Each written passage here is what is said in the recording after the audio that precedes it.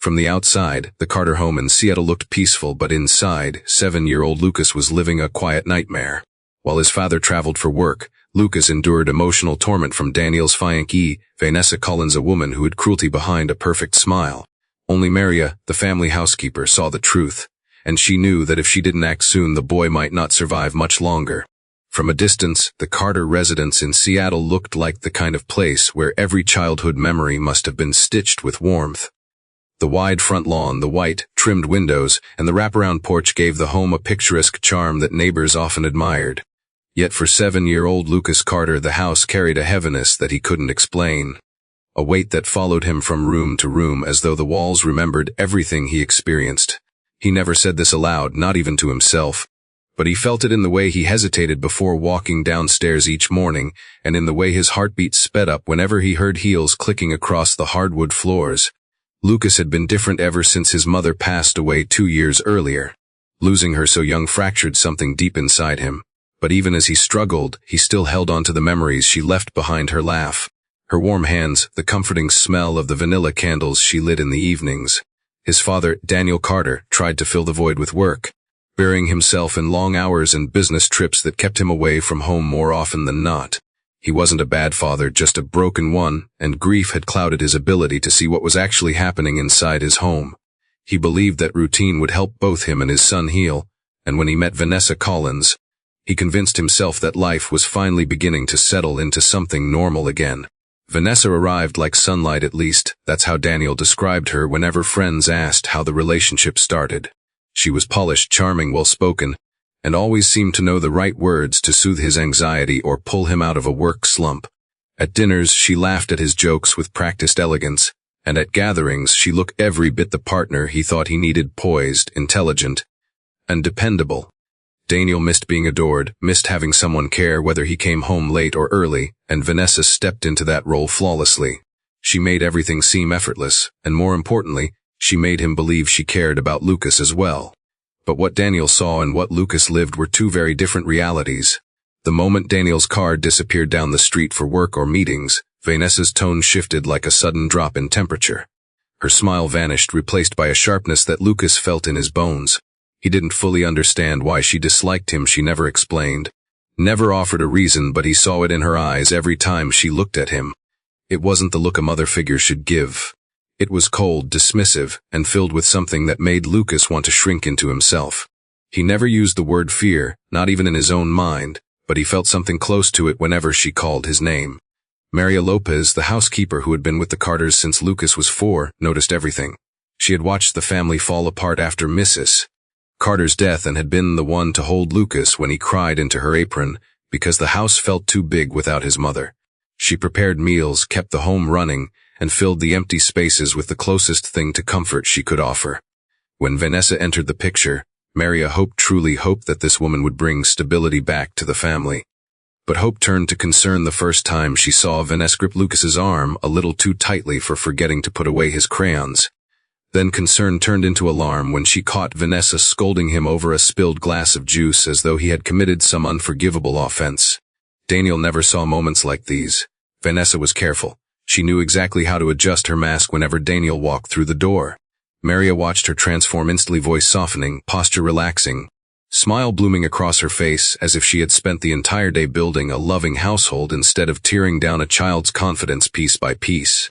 And Daniel, exhausted from travel and meetings, welcomed that version of Vanessa with open arms. Too tired or too trusting to question whether the warmth she showed him extended to his son. Lucas stayed quiet, not because he wanted to hide the truth but because he believed, deep down, that saying anything would make things worse. Vanessa had a way of twisting words until he felt responsible for everything that went wrong. If she raised her voice, he had provoked her. If she withheld food, it was because he didn't deserve dinner after behaving poorly. If she broke something of his, it was because he shouldn't be attached to childish things. Each comment chipped away at him slowly. Not enough to shatter him in one moment, but enough to make him doubt himself a little more every day. Lucas wasn't a child who misbehaved or sought trouble. He simply existed in a home where someone wanted him to feel smaller than he really was. The house itself, once filled with laughter and holiday decorations and the smell of home-cooked meals, now carried a different atmosphere. Maria felt it as she moved through the hallways. Lucas felt it when he woke up each morning and braced himself for whatever mood Vanessa brought down the stairs. Even the family dog, a gentle golden retriever named Rusty, sensed tension and stayed close to Lucas as if trying to shield him. But the person most responsible for noticing the one who needed to see it most was also the one who saw nothing at all. Daniel truly believed Vanessa was helping restore balance to their lives. Whenever Lucas seemed withdrawn, Daniel assumed it was lingering grief or natural adjustment to change. Vanessa encouraged this thinking, offering him sympathetic explanations, always blaming stress or childhood sensitivity. And each time Daniel accepted her answers easily, not realizing that he had begun trusting a woman he barely knew more than the son he loved. Maria's frustration grew. She wanted to shout the truth, force Daniel to open his eyes, but she feared losing her job and, worse, losing her access to Lucas. He needed her there. She saw how much he depended on having at least one adult he could trust. Someone who wouldn't judge him for flinching when Vanessa entered the room or for hesitating before answering her questions. Maria knew that if she left or got fired, Lucas would have no one. Days in the Carter house became a series of small battles that Lucas silently endured. Meals were unpredictable. Playtime became restricted. Mistakes, normal, harmless mistakes that any child might make, were magnified and turned into lectures that left him staring at the floor, wishing desperately that his father would walk in earlier than planned. Nights were the hardest. Vanessa insisted he sleep alone with the hallway light off, claiming a boy his age should grow up already. Lucas didn't argue, but the darkness stretched across the room like something alive. He missed his mother most during those hours, missed the comfort of her voice telling him he was safe. The truth was simple: Lucas didn't feel safe anymore, not in the house that should have been his sanctuary.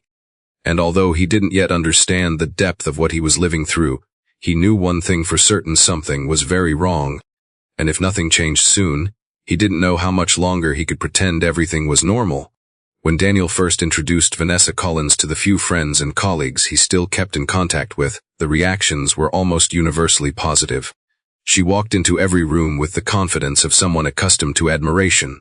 Her polished blonde hair, tailored clothes, and graceful posture presented the image of a woman who had her entire life expertly arranged.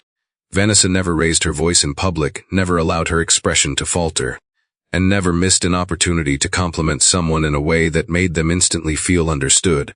People liked her almost instantly, and Daniel, exhausted from 2 years of grief and the crushing responsibility of single parenthood, was no exception. He didn't just like her, he clung to the hope she represented. She blended seamlessly into the refined social circles Daniel often interacted with for work. At business dinners, she spoke with an ease that impressed even the most difficult clients. She had an uncanny ability to make others feel as though their opinions were invaluable. Her conversations were sprinkled with just enough vulnerability to seem relatable, yet never enough to crack her polished image. She told stories about her upbringing in a small Oregon town, working 2 jobs through college, and eventually climbing her way up to a respected position in real estate development. None of it sounded extraordinary on paper, but it was the way she delivered it with charm, confidence, and subtle humor that made it irresistible. People described her as warm, composed, intelligent, and remarkably patient. She offered to help Daniel with small tasks before he even mentioned needing assistance organizing files, redecorating the living room to brighten the space, preparing dinner so he didn't have to worry about cooking after long days at work. Daniel interpreted all of this as generosity and saw her presence as a blessing he didn't deserve. He told himself he was lucky to have found someone who not only cared about him but also seemed eager to step into Lucas's life. It didn't matter that Lucas always stiffened when Vanessa put a hand on his shoulder, or that he rarely responded when she asked him questions. Daniel assumed Lucas was adjusting, and Vanessa softly agreed, saying she understood that grief affected children differently and that she was willing to be patient. The truth was that Vanessa didn't care about Lucas at all, not his grief, not his needs, not the lingering sadness in his eyes whenever he passed the framed photos of his mother. She cared only about Daniel. More specifically, she cared about what Daniel represented: stability, wealth, reputation, and a future shaped exactly as she envisioned. Vanessa believed she deserved a life that reflected her efforts and intelligence, and Daniel's world provided that opportunity. The house, the influence, the connections, everything fit neatly into the blueprint she had for herself. Lucas, however, did not. To Vanessa, Lucas was an inconvenient leftover from Daniel's past, a fragile reminder of his late wife that she deeply resented. It wasn't that she openly despised children, she simply didn't see the point of them unless they served a purpose. Lucas served none. He stood between her and the complete control she wanted over the household. He held emotional power over Daniel without even realizing it. Vanessa felt threatened by that connection, no matter how small it seemed. She was determined to break it, but Vanessa knew better than to reveal this resentment. She maintained her impeccable image around Daniel, slipping effortlessly into the role of a supportive partner. She read articles about child psychology so she could casually mention tips on helping Lucas integrate emotionally. She pretended to enjoy watching animated movies with him on weekends, even though her expression hardened whenever Daniel wasn't looking. She volunteered at school events, never missing an opportunity to boast about how committed she was to helping Lucas adjust, and the other parents quickly grew to admire her involvement. The admiration fed her ego, reassuring her that she could shape public opinion as easily as she shaped Daniel's. Behind closed doors, however, her tone changed. She didn't scream, didn't lash out physically, she didn't need to. Instead, she wielded words like sharp tools designed to wound without leaving marks. She would tell Lucas that he was clumsy when he dropped something, that he was ungrateful when he hesitated to thank her, that his father worked hard while he contributed nothing. Each sentence was crafted to diminish him, to make him feel smaller and more dependent on her approval even though she never intended to give it. The more Lucas shrank, the more powerful she felt. Vanessa also knew how to use Daniel's grief to manipulate the household dynamic. Whenever Lucas seemed withdrawn after a remark from Vanessa cut deeper than she intended, Vanessa would place a comforting hand on Daniel's arm and say she worried that Lucas wasn't coping well with the memories of his mother. She suggested therapy, monitored Lucas's behavior closely, and expressed concern with the tone of someone who genuinely cared. Daniel interpreted all of this as compassion. He didn't see the subtle satisfaction Vanessa felt whenever Lucas avoided eye contact with her or whenever he failed to answer a question quickly enough, giving her more material to present as symptoms of emotional instability. Maria saw what Daniel didn't. She watched Vanessa observe Lucas with narrowed eyes whenever he played too loudly, laughed too freely, or dared to look happy for even a moment. Vanessa didn't like when Lucas seemed joyful, not because she disliked happiness itself, but because she couldn't stand the idea that she wasn't the source of it. She needed Lucas to need her, to rely on her, to respect her authority even though she never made any effort to earn that respect genuinely. And when Maria tried to help Lucas, Vanessa's mask slipped further. She disliked how naturally Lucas gravitated toward Maria. She noticed how Lucas relaxed in her presence, how he listened attentively when Maria spoke in gentle Spanish, accented English, how he sought her out when he felt afraid or uncertain. Vanessa saw it as competition. She didn't confront Lucas directly about it. Instead, she began blaming Maria for interfering. She told Daniel that Maria undermined her parenting efforts. She accused Maria of trying to alienate Lucas from her. Daniel brushed off the comments at first, but Vanessa persisted. And every time Daniel dismissed her concerns, she grew more determined to eliminate the threat entirely. By the time Daniel proposed, Vanessa felt certain she had won. She believed she had secured her place in the Carter household and would soon have the power to make decisions without question. All she needed was patience and for Lucas to step into line, whether willingly or not. What Vanessa failed to understand was that her own polished image, the one she had crafted so carefully, would one day become the very thing that exposed her. Because no matter how perfect she appeared, cruelty always found a way to surface. Maria Lopez had spent most of her adult life working in private homes, but none had ever felt as personal, as meaningful, as the Carter household. She joined the family when Lucas was only 4, a small boy clinging to his mother's leg on her first day, studying her with big curious eyes before deciding she wasn't a threat. From that moment, Maria became part of the rhythm of the house, cooking meals, folding laundry, and keeping the place warm in ways that went far beyond chores. After Mrs. Carter's passing, Maria stepped into the emotional gap that grief carved into the home. She didn't replace Lucas's mother, but she became the steady presence he needed when everything else felt like it was falling apart. So when Vanessa entered their lives, Maria held on to a cautious hope that maybe this woman would help restore the joy the home had lost. That hope didn't last long. Maria began noticing early signs, subtle at first, then steadily growing more concerning. Lucas, who once walked into the kitchen every morning with messy hair and sleepy eyes asking what was for breakfast, now hesitated in the doorway as if checking the room for danger. He moved differently, slower, more careful with each step, as though he feared bumping into something or making the slightest mistake. He stopped humming while brushing his teeth like he used to. He no longer brought her drawings from school or asked her to look at the tower he built from blocks. It wasn't that he looked emotionless, it was that he had begun holding everything in, trying not to draw any attention to himself. Even Rusty, the family dog, stayed closer to him than before, shadowing him protectively from room to room. Maria didn't need anyone to explain these changes. She had worked with enough families to understand that children rarely changed this way unless something or someone made them feel unsafe. She paid attention to details: the way Lucas flinched when Vanessa entered the room, the way his stomach growled at unusual hours, the way he avoided eye contact whenever Vanessa asked him a question. Maria saw not just a child adapting to change but a child shrinking under pressure.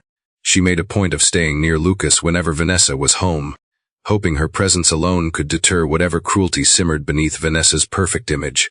One afternoon, Maria found Lucas sitting at the kitchen table staring at a sandwich she had made for him. He looked hungry, but he didn't reach for it. When she asked what was wrong, Lucas whispered, not out of shyness, but out of fear that Vanessa said he didn't deserve snacks after school because he hadn't earned them. The words hit Maria hard. He was 7. Children shouldn't have to earn food. She gently pushed the plate toward him and told him he could always eat with her, no matter what anyone said. Lucas's eyes filled with a gratitude far too heavy for someone his age. He took a bite as though expecting someone to snatch the sandwich away. From that moment, Maria became more vigilant. She watched every interaction between Vanessa and Lucas, observing things Daniel never noticed. Vanessa's compliments toward Lucas were rare and always laced with mild criticism. If Lucas drew a picture, Vanessa would say it was cute but needed more effort. If he completed a chore, she would point out one small flaw rather than acknowledge what he did correctly. If he spilled something, she would roll her eyes and call him clumsy even when the mishap was minor. Maria saw Vanessa lift a hand toward Lucas once, not to hit him, but to grab his chin and force him to look at her while she scolded him for leaving a toy on the staircase. The grip was too tight, too cold, too adult for a child who already looked emotionally worn out. Maria gently intervened when she could. She stepped into the room when voices tightened. She redirected Vanessa with questions about dinner or errands. She asked Lucas to help her in the kitchen just to get him away from Vanessa's reach. But these interventions didn't go unnoticed. Vanessa began treating Maria with a growing hostility, small jabs disguised as casual comments. She criticized the way Maria folded the towels, the seasoning in her soups, the way she organized the pantry. None of this bothered Maria personally, but she understood the message that Vanessa didn't want her near Lucas, and that only made Maria more determined to stay. One night, after Daniel left for another business trip, Maria found the remains of Lucas's favorite Lego set scattered in the trash. She recognized the pieces instantly. The castle he had spent hours building the previous weekend was shattered beyond repair. When she asked Lucas what happened, his lips trembled, and he said Vanessa told him the structure was messy and embarrassing and then broke it to teach him to start over properly. He tried to pretend it didn't hurt, but tears betrayed him. Maria hugged him tightly, feeling anger rise in her chest. She hadn't felt this kind of anger in years, not anger for herself, but anger for a child being chipped away by someone who should have offered guidance instead of cruelty. Maria debated calling Daniel again, but every attempt she'd made so far had ended with gentle dismissal. Daniel always insisted Vanessa was patient and trying her best. He even suggested Maria might be misinterpreting things because she and Lucas were close. Maria couldn't blame him entirely. Grief had made him vulnerable to anyone who offered easy comfort. But his blindness put Lucas at risk, and Maria no longer knew how to make him see the truth without sounding like she was trying to undermine his relationship. So she started documenting everything, taking photos of broken toys, keeping dates of skipped meals, writing down exact phrases she heard Vanessa say, and recording moments when Vanessa's behavior crossed a line. She didn't know whether any of it would help, but she refused to stand by while Lucas suffered. If Daniel ever opened his eyes, she wanted to be ready with proof. Meanwhile, Lucas's condition worsened. He struggled to sleep and often woke up with stomach aches. Some mornings he asked Maria if she could walk him to school even though the bus stop was right outside the house. He wasn't afraid of school, he was afraid of going home afterward. He didn't say those words, but Maria didn't need him to. She saw it in the way his shoulders tensed every time the school day ended and in the way he lingered in the car, not wanting to step inside the house. Maria began to realize something chilling. Vanessa didn't simply dislike Lucas. She was reshaping him, little by little, into a child who questioned his worth. Lucas was developing the kind of self-doubt she'd seen in adults who had endured emotional abuse for years.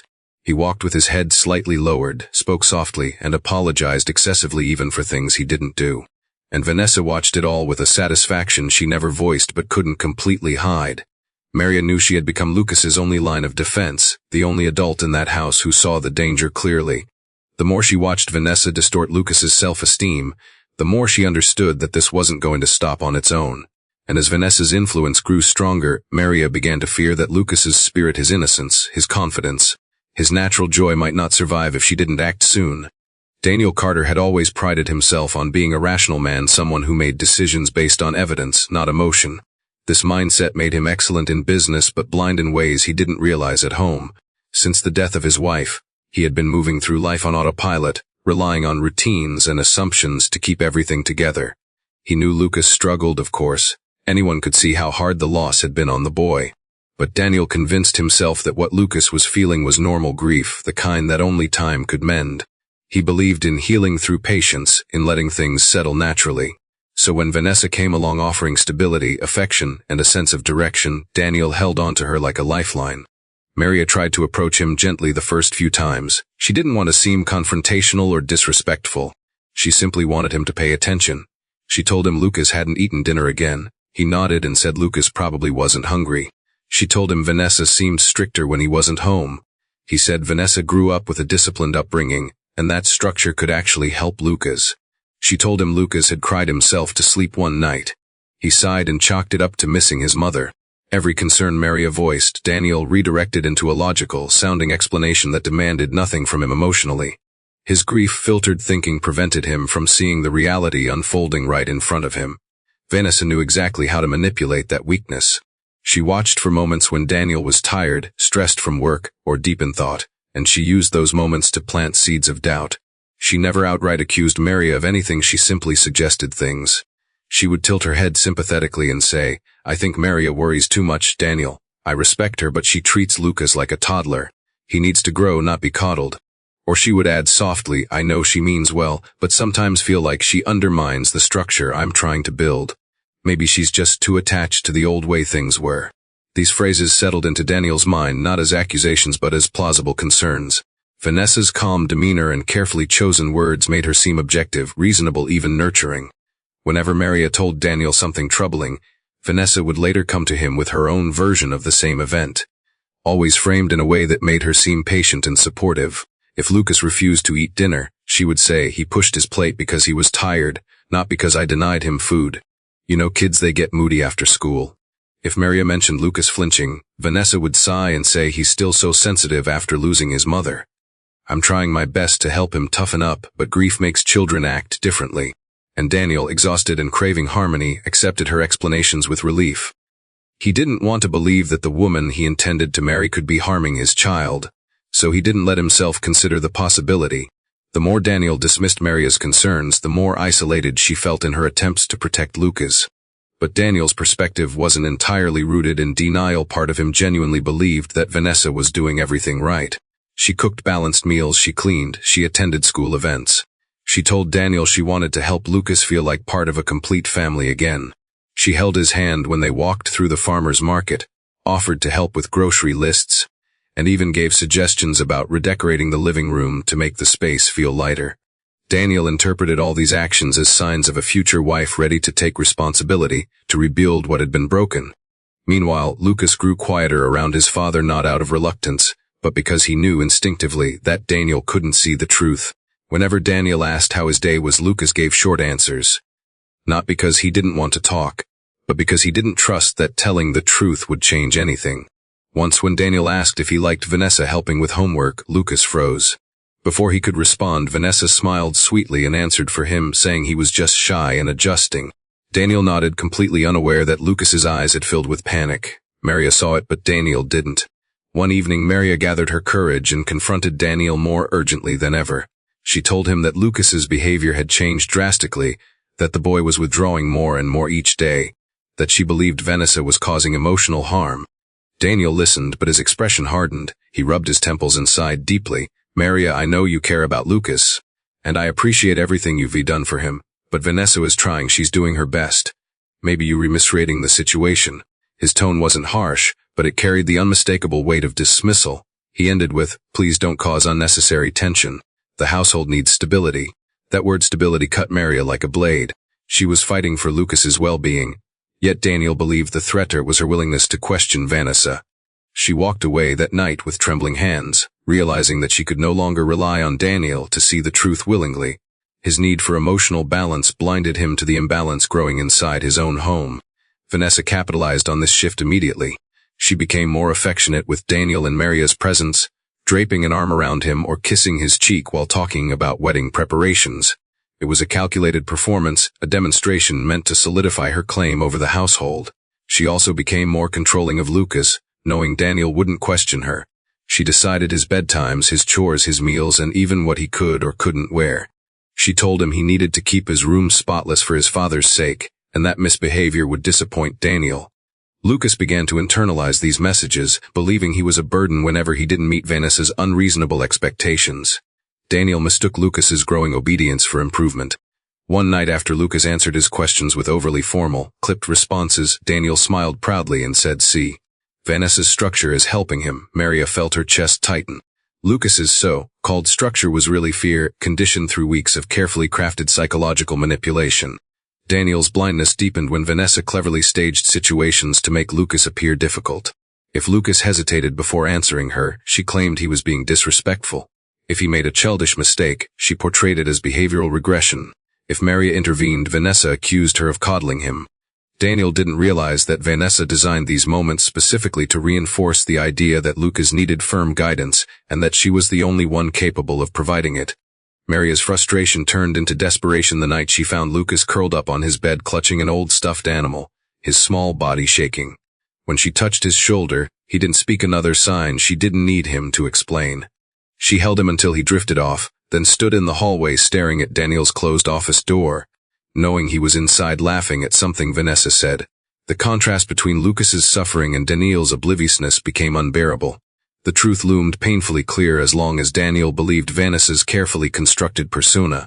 Lucas would remain trapped in a home that no longer protected him.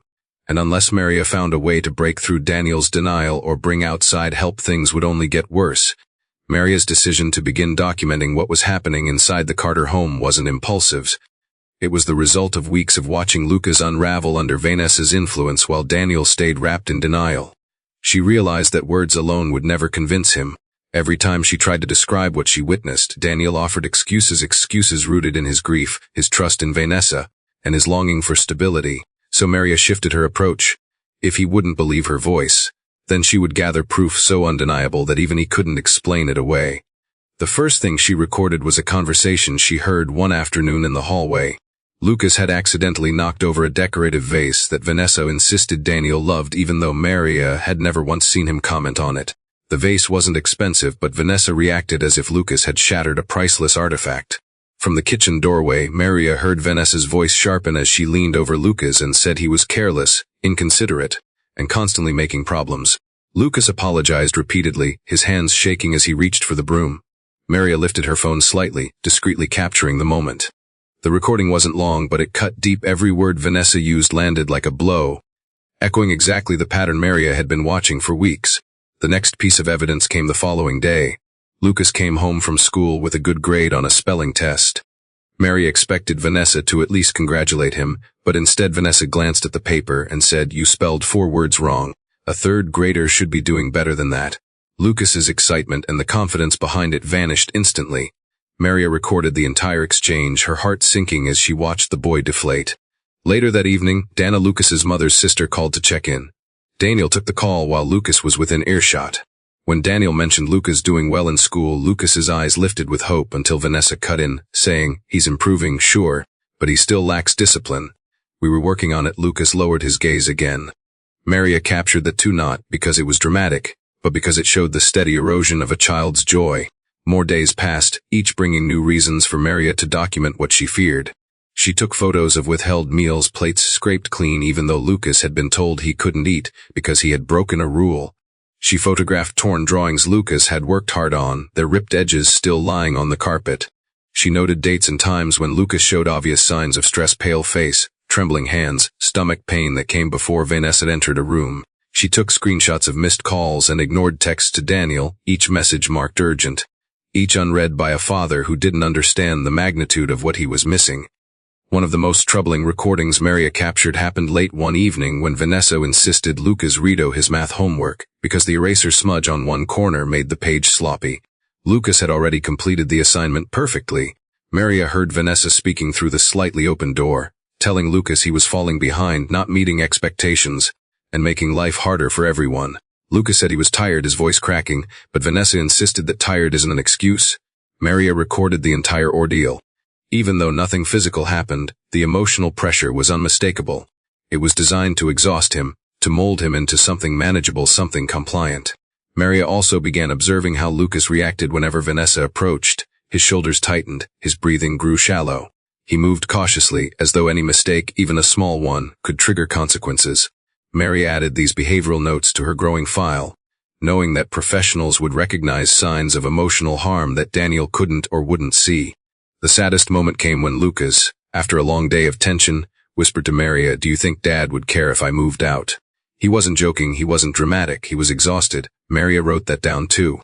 A child that young should never question whether a parent wants him. What made everything worse was how Vanessa treated Maria during this process. She never outright accused Maria of anything, not yet, but she grew increasingly suspicious. She watched Maria with narrowed eyes whenever she walked into the room unexpectedly. She questioned Maria's decisions on mundane tasks, like how she organized groceries or folded laundry. She made passive-aggressive comments in front of Daniel about household communication issues or mixed signals in parenting. Her tone always stayed polite enough to seem harmless, but Maria recognized the underlying threat. Vanessa was preparing a case against her. Maria knew she had to be careful. She recorded discreetly, kept her notes hidden, and backed up everything to a secure folder on a cloud account Daniel didn't have access to. She didn't know how long it would take for him to finally accept the truth, but she vowed she wouldn't let Lucas suffer without someone fighting for him. Even small actions felt like victories, like the time she managed to coax Lucas into eating a few bites of dinner when Vanessa wasn't paying attention, or when she reminded him gently that he was doing his best and that mistakes didn't make him a bad child. He always looked at her with eyes filled with a mixture of fear and gratitude, fear of being caught, gratitude for being seen. Over time, the documentation grew into a large, painful collection: photos, audio recordings, timestamps, text logs, all of them showing a pattern so disturbing that Maria sometimes had to step into the laundry room just to breathe. She knew the line between concern and intervention was razor thin now. She didn't want to accuse Vanessa falsely, the stakes were too high, but she also knew that what she was witnessing was real, undeniable, and dangerous. Lucas wasn't just having a hard time adjusting, he was being shaped, manipulated, and hurt in ways that left no physical bruises but marked him nonetheless. The hardest moments were the ones Maria didn't record. The moments when Lucas stared at his plate without touching his food. The moments when Vanessa's voice floated down the stairs, followed by the soft sound of Lucas apologizing over and over. The moments when Lucas's small hands trembled while tying his shoes, even though Maria knew he wasn't cold. She carried those moments with her even if they weren't captured on tape. They reminded her why she couldn't stop, why she couldn't let her fear of Vanessa or Daniel's disbelief slow her down. Deep down, Maria understood something Daniel didn't. Vanessa wasn't going to stop on her own. She was escalating, becoming bolder, growing more controlling, and Lucas was becoming more withdrawn with every passing day. If Maria didn't intervene soon, the damage might become irreversible. So she kept documenting, she kept watching, and she kept waiting for the moment when she would be forced to use every piece of evidence she had gathered, not just to open Daniel's eyes but to save Lucas from the woman who was slowly tightening her grip around his life. Lucas had always been a gentle, thoughtful boy, the kind who noticed small details like when Maria changed her earrings or when the houseplants needed watering. Even after his mother died, he tried to stay hopeful, clinging to routines and memories that made him feel connected to her. But as Vanessa's presence in the home grew stronger, something inside Lucas seemed to unravel. The light in his eyes, once bright and curious, dimmed day by day. He moved through the house like he was trying to take up as little space as possible, hoping invisibility might shield him from Vanessa's unpredictable moods. He began anticipating her reactions before doing anything, lifting his fork carefully, adjusting his posture at dinner, checking every detail of his backpack before school, even rehearsing excuses in his head for things he hadn't done wrong. Maria watched these changes with growing alarm. Lucas no longer wandered into the kitchen humming under his breath. Instead, he stood in the doorway and waited to be acknowledged, as though he feared entering without permission. When she cooked breakfast, he didn't rush to the table like he used to. He waited to hear whether Vanessa was already in the room. If she was, he walked in with hesitance, shoulders raised just slightly, breathing unevenly. If she wasn't, he seemed a little less tense, though never fully relaxed. Maria noticed how he flinched when Vanessa opened a drawer too quickly or set a glass down too firmly. He reacted to abrupt sounds the way a child might react after months of harsh discipline, not knowing whether the noise would be followed by punishment. At school drop-offs, Lucas clung to Mary a little longer than usual. He stood beside her, gripping the strap of his backpack tightly. Sometimes his voice trembled when he said he didn't want to go home later. Other times he simply stared at the ground as though thinking too hard for a child his age. Teachers occasionally mentioned that he seemed distracted or anxious in class, but Vanessa intercepted most of those conversations before Maria or Daniel could hear them. She always assured the staff that Lucas was adjusting and that she and Daniel were working on building structure in his life. The teachers, unaware of the truth, accepted this explanation and attributed Lucas's behavior to grief. Lucas's fear manifested in small, heartbreaking ways. He started asking permission for things he had never been unsure about before, like getting water, turning on the television, or playing in the yard. Once Maria found him sitting on the floor of his bedroom surrounded by Lego pieces, staring at them without moving. When she asked if he wanted help building something, Lucas whispered that Vanessa didn't like messy toys. Maria tried to reassure him, telling he was allowed to play and make a mess, but Lucas only nodded weakly and continued sitting still, unsure of what freedom he truly had. The most alarming shift came when Lucas stopped expressing his emotions. He rarely laughed, he rarely cried, he rarely complained. He held everything inside, trying to predict what Vanessa wanted and what might make her angry. If Maria asked how he felt, he said he was fine even when his trembling hands betrayed him. If she asked whether he needed anything, he said no even when his stomach growled. Lucas wasn't simply trying to behave. He was trying not to be noticed.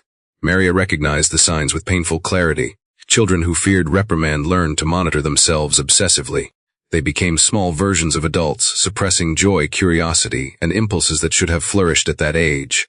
One afternoon, Maria found Lucas in the hallway staring at a framed photo of his mother.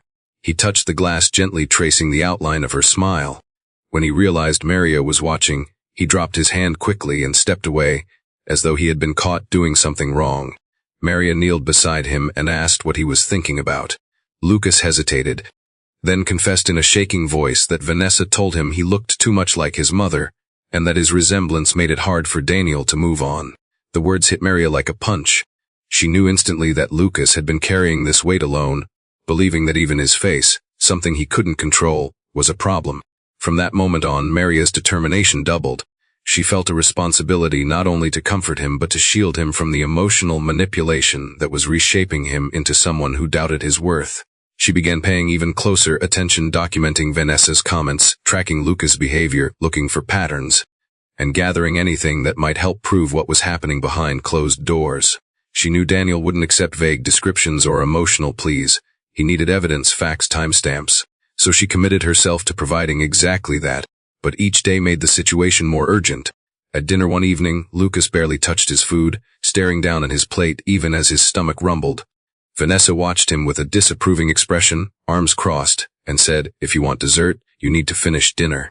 And if you don't finish dinner, then you clearly don't need breakfast tomorrow." Lucas nodded quickly, picking up his fork even though tears welled in his eyes. Maria caught his gaze from across the room and gave him a small, reassuring smile, but he looked away, afraid of being caught acknowledging her kindness.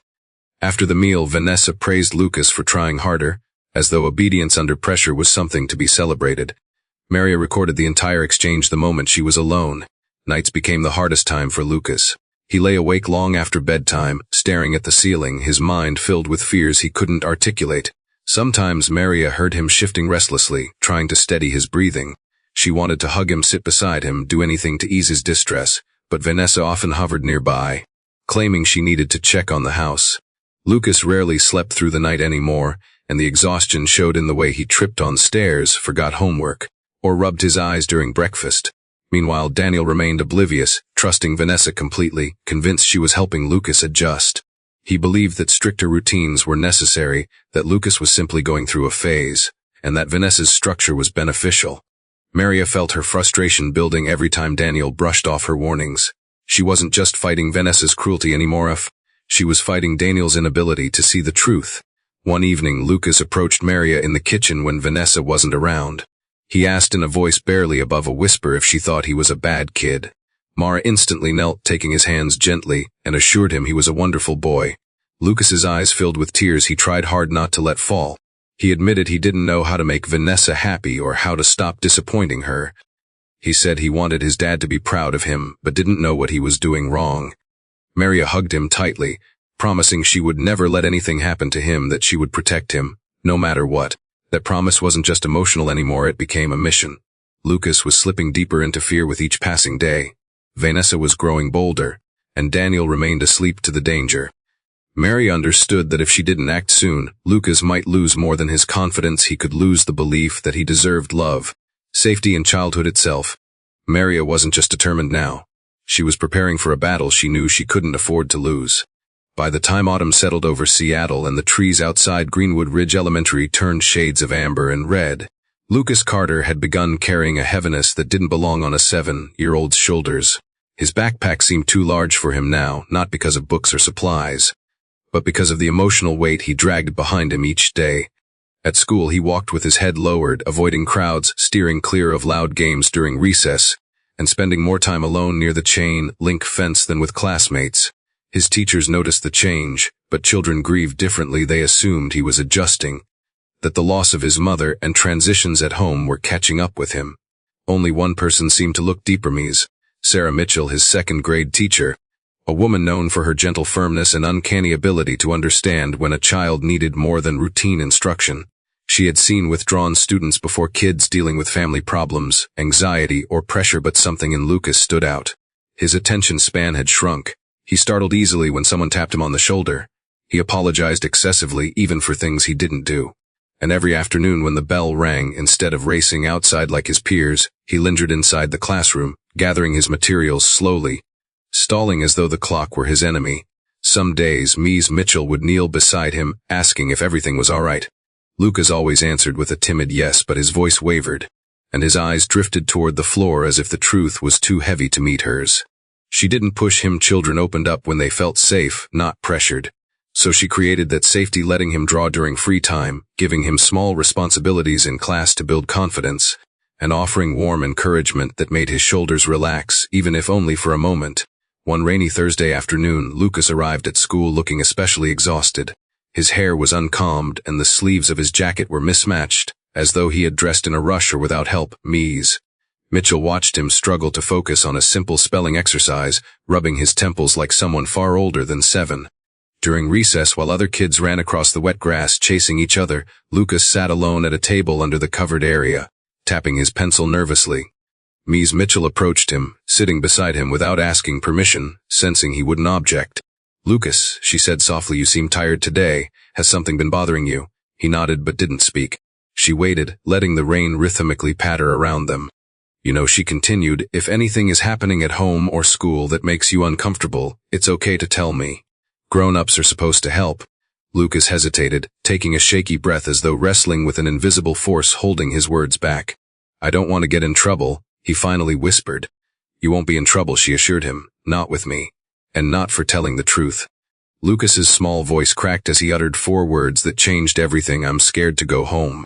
Ms. Mitchell's chest tightened. She didn't react with alarm. She kept her tone steady, her posture calm, but inside, every teacher instinct rose to attention. "Can you tell me why?" she asked gently. Lucas looked down at his hands, the pencil clutched between his fingers so tightly the wood bent. "Dad's fine, Vanessa. She doesn't like me." His voice trembled. "She gets mad at me a lot. She says I ruin things. She gets mad about toys and homework and in being hungry." He swallowed hard. "Sometimes she says things about my mom." Ms. Mitchell leaned forward slightly. "What kinds of things?" Lucas shook his head quickly, eyes glistening. "Bad things, things I don't want to say." Ms. Mitchell didn't push him. What he had already said was enough to raise profound concern. She placed a reassuring hand on the table, close enough for him to sense support without feeling overwhelmed. "Thank you for telling me, Lucas. You were very brave, and I want you to know you did the right thing." He looked up imploringly. "Please don't tell Vanessa I said anything. No one is going to hurt you," she promised, "and I'm going to make sure you're safe." As soon as recess ended, Ms. Mitchell escorted Lucas back inside with the rest of the children, then headed straight to the administrative office. She reported everything to the school counselor, who documented every detail. Their protocol was clear. Concerns involving potential emotional abuse must be forwarded to Child Protective Services. Within an hour, a call was made to cease caseworker Janet Reynolds, who was known for her thoroughness and calm resolve. When Janet heard Lucas's statements, she didn't hesitate. She scheduled a same-day visit to the school, wanting to speak to Lucas herself before he returned home. Janet arrived that afternoon, her gray blazer slightly damp from the rain. Ms.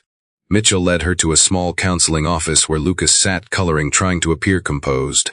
Janet introduced herself with a warm smile, then asked if they could talk for a bit. Her voice carried the steady, reassuring tone of someone who had navigated hundreds of similar cases. Lucas's answers were fragile but honest. He described Vanessa's harsh rules, her cutting remarks, her punishments, and the pressure he felt every day. He didn't exaggerate; if anything, he downplayed it. But even his softened version painted a portrait of emotional manipulation far beyond what any child should endure. Janet listened intently, taking careful notes, nodding reassuringly, and asking clarifying questions that helped Lucas open up. When he spoke about being told he looked too much like his mom, and that Dad would be happier without the reminders, Janet felt a rush of anger beneath her calm exterior. She didn't show it; she remained composed, supportive, steady. She asked Lucas if he felt safe at home. He hesitated, then shook his head. That was all she needed. After the interview, Janet stepped into the hallway with Mitchell. "This is significant," she said quietly. "I'll need to meet with his father today, and we won't be releasing Lucas to anyone but a verified guardian." Ms. Mitchell nodded, relieved someone finally understood the gravity of the situation. Janet called Daniel while Lucas remained in the counselor's office. Daniel answered cheerfully, assuming this was about school performance. But as soon as Janet introduced herself and explained that concerns had been raised regarding Lucas's safety, Daniel's tone shifted into confusion, then disbelief, and finally a defensive edge. Yet Janet's professionalism didn't waver. She told him plainly, "Your son is distressed. We need to talk in person immediately." Daniel arrived at the school with confusion etched into his features. He walked into the office expecting some misunderstanding, convinced Lucas had misinterpreted Vanessa's intentions. But the moment Janet began explaining what she'd heard, Daniel's certainty faltered. When Ms. Mitchell added her observations, Lucas's fear, exhaustion, and emotional withdrawal, the room's atmosphere changed. Doubt cracked through Daniel's denial for the first time. Meanwhile, Lucas waited with trembling hands, unsure what would happen next, but sensing that something important had finally shifted. For the first time in a long while, someone had listened. Someone believed him. And that single act of being heard set everything else in motion. Daniel arrived at Greenwood Ridge Elementary with the confidence of a man convinced this was all one huge misunderstanding. He walked through the school doors wearing the expression of someone ready to defend his family from an overreaction. But the moment he stepped into the counselor's office and saw CPS caseworker Janet Reynolds standing with a folder tucked under her arm, his certainty shifted. Janet had a calm but authoritative presence, the kind that demanded respect even before she spoke. She introduced herself, shook Daniel's hand firmly, and motioned for him to sit. Lucas was not in the room intentionally. The absence of his son created an unsettling pressure Daniel couldn't quite define. Janet began by explaining why she was there, her words measured and direct. "Mr. Carter, concerns have been raised about Lucas's emotional well-being. His teacher and school staff observed signs that prompted them to make a report." Daniel felt the first tremor of discomfort but forced a polite smile. "Lucas has been through a lot," he replied. "My fee and I are helping him adjust." Janet didn't respond with agreement or disbelief. She simply opened her folder and read some of Lucas's statements in a neutral tone. Hearing his son's voice captured on paper, hesitant, frightened, describing rules, punishments, and feeling unwanted, hit Daniel like cold water. He tried to mask his reaction, but his jaw tightened and his fingers curled against his knee. He shook his head quickly. Lucas must be exaggerating. Vanessa would never, but Janet raised her hand gently, stopping him without being rude. "Children often soften their accounts, Mr. Carter. Rarely do they exaggerate distress. Professionals are trained to hear what they're not directly saying." She continued, noting that Lucas described fearing repercussions at home and feeling pressured to behave perfectly to avoid anger. She mentioned his reluctance to go home, lack of appetite, and emotional withdrawal. Each word weighed heavier than the last. Daniel pushed back, though with decreasing confidence. "Vanessa has been trying so hard. She's strict, yes, but she's doing her best." Janet leaned forward slightly. "Strictness isn't the issue. We were concerned about emotional manipulation, unrealistic expectations, and consistent patterns of distress." Daniel exhaled sharply, beginning to feel cornered. He wanted to deny everything, but the details were too specific, too close to moments he vaguely remembered but dismissed. Lucas's reluctance lately, the odd tension in the car rides home, the way he avoided eye contact whenever Vanessa answered questions for him. Still, his instinct was to defend. Maria, the housekeeper, she probably filled his head with ideas. She's been overly protective. Janet opened another page from her folder. "Actually, Mr. Carter, the concerns were raised entirely by the school. Maria wasn't involved in initiating this report." Daniel's face flushed. For a moment he couldn't speak. He had been so certain that Maria was the one stirring trouble, so convinced Vanessa was the victim of misinterpretation. But that explanation no longer fit the facts. Then Ms. Mitchell, Lucas's teacher, entered the room. Her expression held no anger, only compassion mixed with undeniable concern. Daniel expected to hear cautious suggestions or mild observations. What he received instead was a detailed description of Lucas's recent behavior: withdrawn posture, heightened anxiety, excessive apologizing, clear discomfort when discussing home routines, loss of appetite during lunch. Ms. Mitchell explained that Lucas had never behaved like this in previous years. He's not just adjusting, Mr. Carter. He's emotionally strained. No child should carry that level of fear. Daniel felt his breath catch. The word fear reverberated through him, cracking something inside. He forced himself to stay composed, but panic crept into his expression despite his efforts. Fear. He repeated as if the word didn't make sense.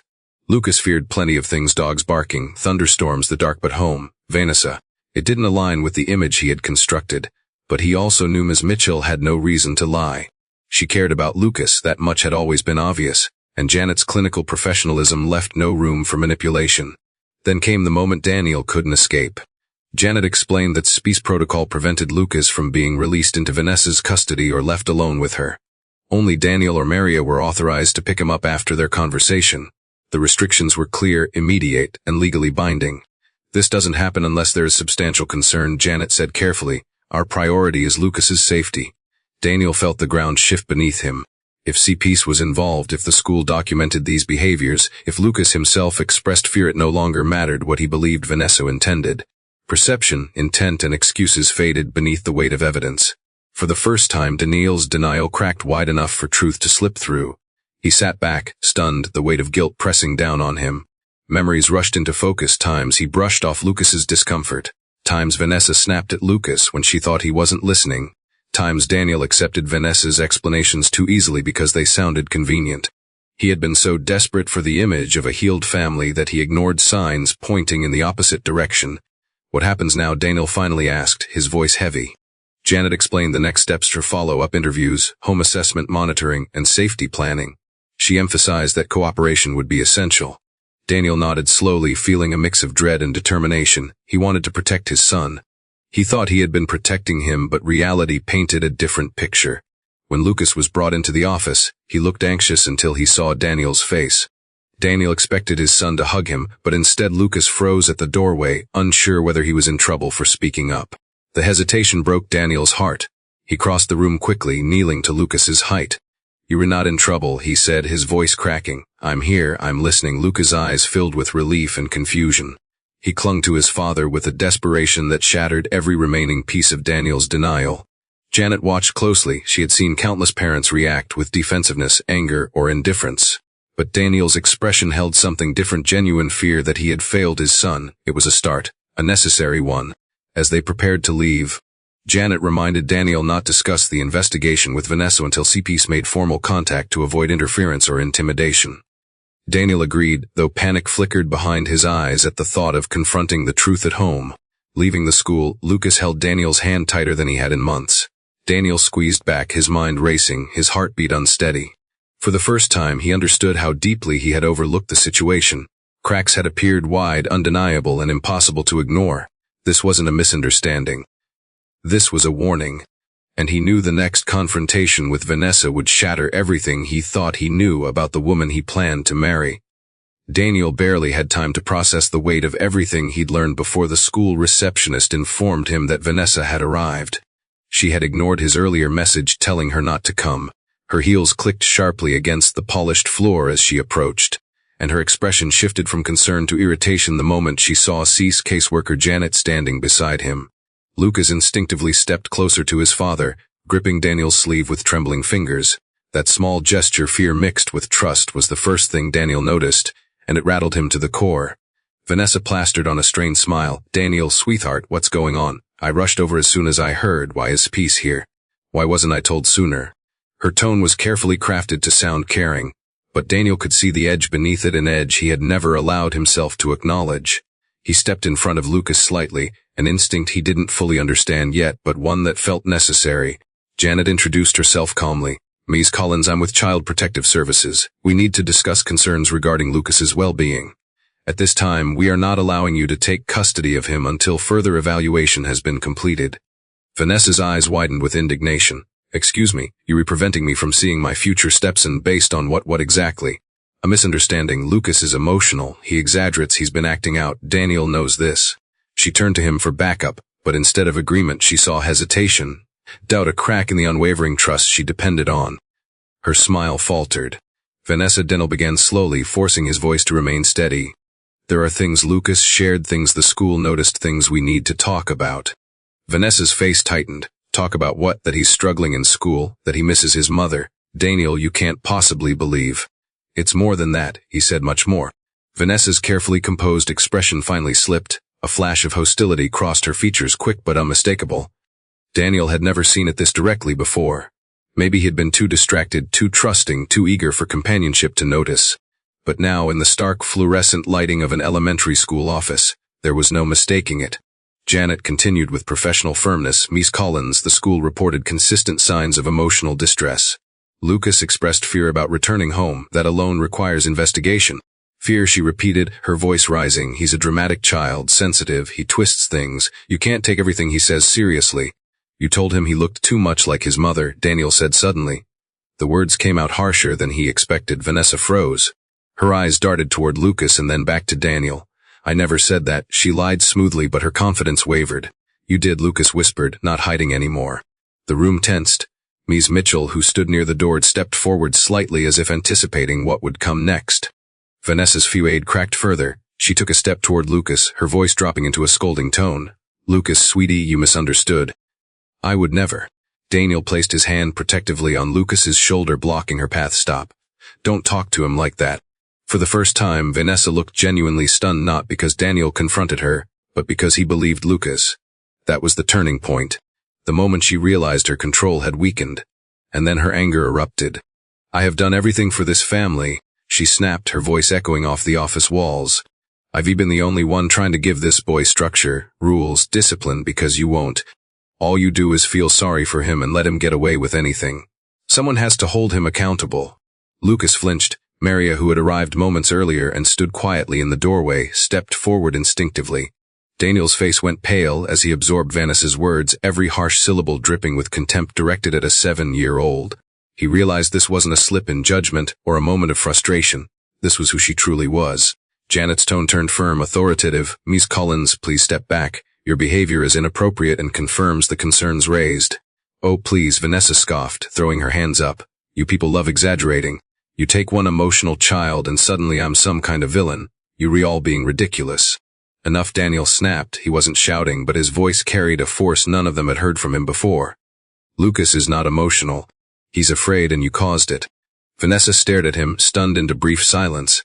She opened her mouth to argue, but Daniel continued before she could speak. The way you talk to him, the way you pressure him, the things you tear down, I should have seen it. I should have listened to Maria. I should have paid attention. Vanessa's expression contorted into anger. You re-choosing them over me, based on lies. Based on the words of a child who doesn't want to grow up and a housekeeper who hates me. Maria didn't react, but Daniel felt stabbed by the accusation. He knew deep in his gut that Maria had never once acted out of spite. She had been trying to protect Lucas, while he, his chest tightened, had been blind. Janet moved between Vanessa and Lucas, her posture firm. Miss Collins, please step outside with me, now. No! Vanessa barked, losing her composure entirely. I'm not leaving until everyone hears the truth about how ungrateful. Daniel stepped forward sharply, pointing to the doorway. Leave. Now this is over. The finality in his voice stunned even Vanessa. Her eyes widened, lips parted, breath caught in her throat. She had always controlled the conversation, always dictated the emotional tone. No one had ever told her to leave, not Daniel, not anyone. You can't do this, she said, voice trembling with fury. You can't throw me out because of some overblown. Yes, Daniel interrupted. I am. Ms. Mitchell opened the office door.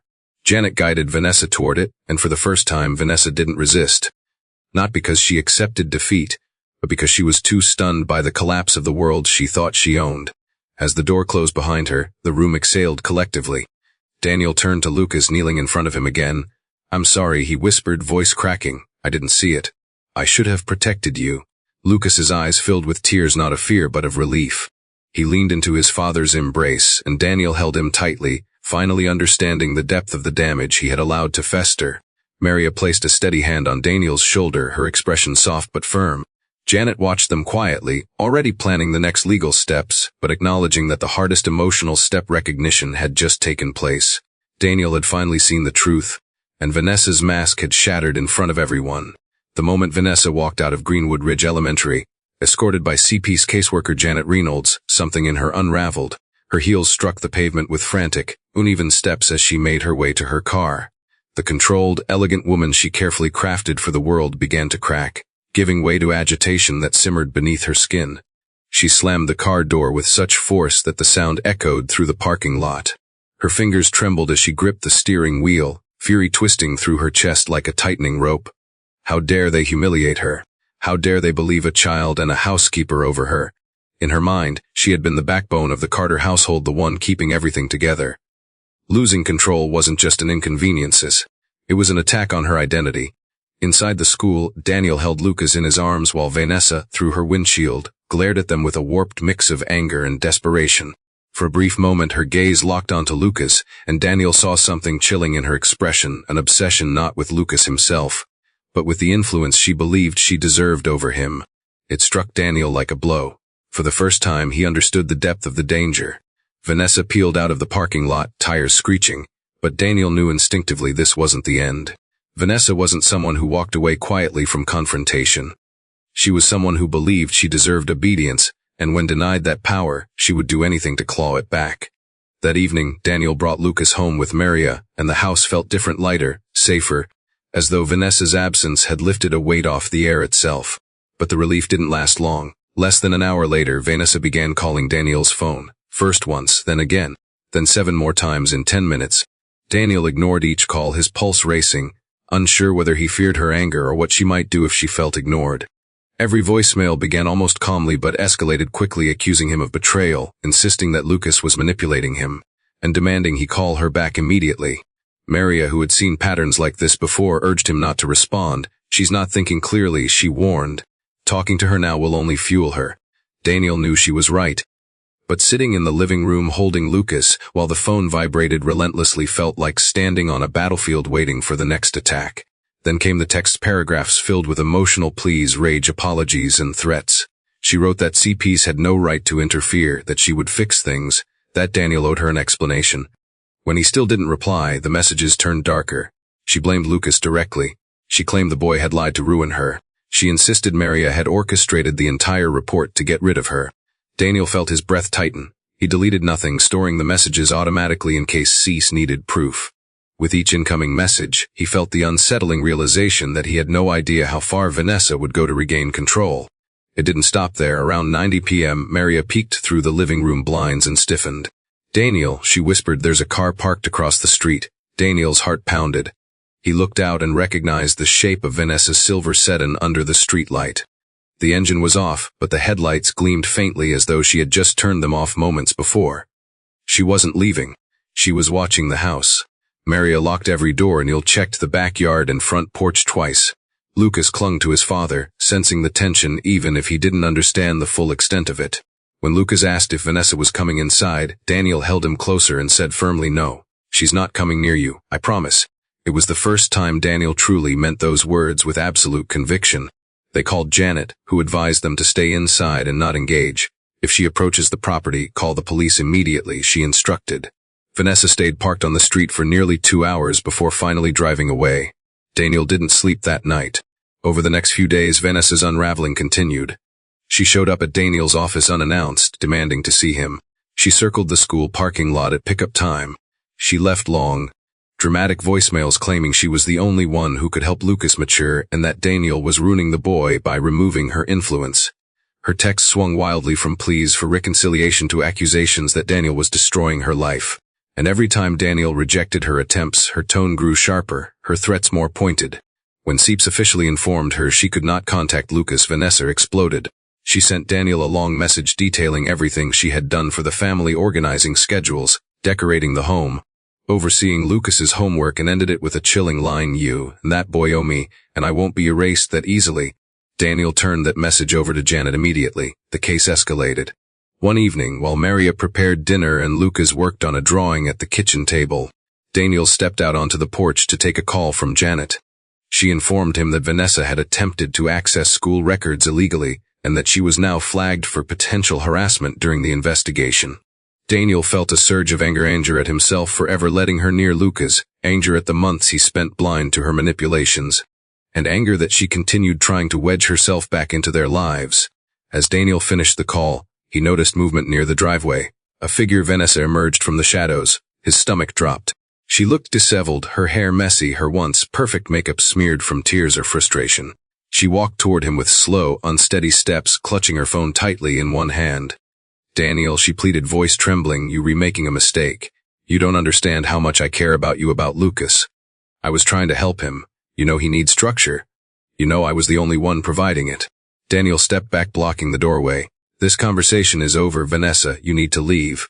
She ignored his warning and moved closer. "You were letting that child twist everything. And that housekeeper, she hates me, Daniel. She's turning you against me. Don't you see that?" Daniel's anger surged. "The only person who hurt Lucas is you." Vanessa's face twisted into something unfamiliar, something feral. "He made me angry," she hissed. "He pushed and pushed. Kids need consequences." "I was fixing him for you." "Get off my property," Daniel demanded. Her breathing quickened. "You will regret this," she whispered. "You will regret choosing him over me." Before Daniel could respond, Mary appeared behind him, holding Lucas protectively. Vanessa's eyes darted to Lucas, and Daniel instinctively shifted to block her line of sight. Vanessa's expression hardened with a dangerous intensity before she turned and stormed off into the night. Daniel locked the door, shaking. Lucas clung to Maria, terrified. And Daniel finally understood something undeniable. Vanessa wasn't unstable because she lost him. She was unstable because she lost power. Her collapse wasn't heartbreak. It was obsession. And it wasn't over. For days after the confrontation on the porch, Daniel lived with a gnawing sense of impending danger. Vanessa had disappeared from sight, but the absence didn't offer comfort. It felt like the calm before a storm, unnatural, heavy, and brimming with tension. Every time Daniel drove Lucas to school, he checked the mirrors. Every time he walked into the office, he scanned the parking lot. Every time the doorbell rang, his heart jolted in his chest. Maria stayed close to Lucas at all hours, refusing to let him out of her sight unless he was at school. Even Rusty, the family dog, had picked up on the shift and rarely rested, pacing restlessly through the house as though sensing the threat hovering just beyond the walls. CPs had officially banned Vanessa from contacting or approaching Lucas. A no-contact directive was in process, but paperwork moved slower than fear. Daniel tried to act composed for Lucas's sake, but the weight of guilt grew heavier each day. He replayed every moment when he dismissed Maria's warnings, every time he let Vanessa make decisions for Lucas, every time he convinced himself her strictness was discipline rather than cruelty. Lucas had suffered because of him, and no matter how fiercely he promised to protect his son now, the past lingered like a bruise he couldn't ignore. One cold Tuesday evening, storm clouds gathered over Seattle, coating the sky in dark, restless shades. Daniel decided to take Lucas and Maria to his brother's house for a few days. Staying home felt reckless. Too many things could go wrong. While Maria packed Lucas's clothes and essentials, Daniel loaded the car, glancing around the neighborhood with the wary eyes of someone who knew danger could emerge from any shadow. He kept Lucas close, not letting him step outside alone, not even for a moment. Inside the house, Lucas clutched an old stuffed bear to his chest. "Are we leaving because of her?" he asked softly. Daniel knelt and brushed a hand through his son's hair. "We were leaving because I want you safe," he said. "That's all that matters." Lucas nodded, trusting his father in a way he hadn't allowed himself to trust in months. The small gesture filled Daniel with both warmth and sorrow. As Maria zipped the last suitcase, lightning flashed outside, illuminating the living room in a harsh white glow. Daniel helped Lucas into his jacket, lifted the luggage, and guided everyone toward the front door. The moment he opened it, the world outside seemed unnervingly still. No wind, no footsteps, no car engines. Just an eerie tension that prickled Daniel's skin. He stepped onto the porch first, scanning the driveway. Nothing, he exhaled shakily and turned to help Lucas down the steps. Then everything happened at once. A figure broke from the shadows beside the garage, fast, unsteady, driven by fury. Vanessa. Her hair was damp from the storm, sticking to her face in tangled strands. Her eyes were wild, swollen from crying or lack of sleep, or maybe both. She looked nothing like the polished woman Daniel once believed he knew. She was breathing hard, clutching something in her right hand, something glass. Maria gasped. Daniel lunged forward instinctively, pushing Lucas behind him. "Daniel!" Vanessa screamed, voice raw and ragged. "You ruined everything. You made me the enemy in my own home." "This isn't your home," Daniel shouted back. "Stay away from my son." Vanessa's expression twisted into rage. "I did what you were too weak to do." I tried to fix him. And you threw me out like garbage! She lifted the glass object, a heavy wine bottle she must have grabbed from somewhere, and hurled it with full force at Daniel's head. She wasn't aiming to scare him.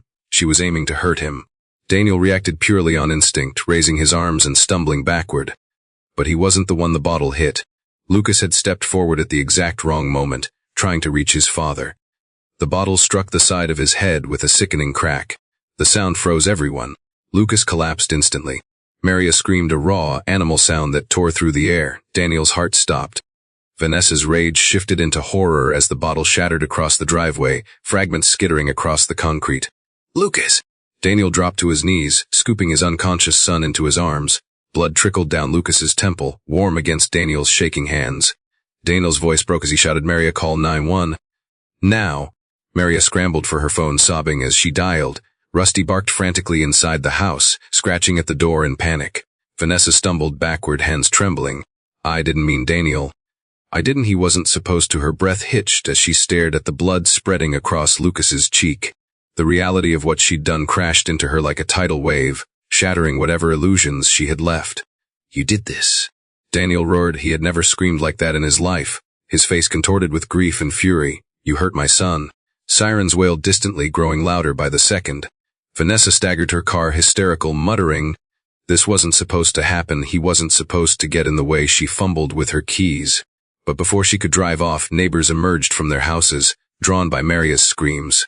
Two men blocked Vanessa's car instinctively, stopping her from leaving. Daniel held Lucas tighter, pressing his hand against the wound, begging his son to breathe, to move, to give him any sign of life. Lucas's skin felt too cold, too limp, too still. Stay with me, he whispered desperately. Please, buddy, stay with me. Maria knelt beside them, tears streaming down her face. Hold on, Lucas, hold on, she repeated, as if the words themselves could anchor him. When the paramedics arrived, they worked with urgency, stabilizing Lucas, wrapping his head, loading him into the ambulance. Daniel refused to let go of his son's hand, climbing inside with him. Maria followed in her own car. Vanessa was handcuffed on the spot, screaming and thrashing as officers pulled her toward the patrol vehicle. I didn't mean to hurt him, she cried. It was Daniel. He ruined everything. But no one listened. No one believed her anymore. The ambulance doors slammed shut. Daniel sat beside Lucas, gripping his tiny hand, praying harder than he had ever prayed in his life. I'm here, he whispered, tears running down his face. I'm right here. The sirens blared. The night blurred into chaos. And as the ambulance sped toward Seattle Children's Hospital, one truth consumed every part of Daniel's soul.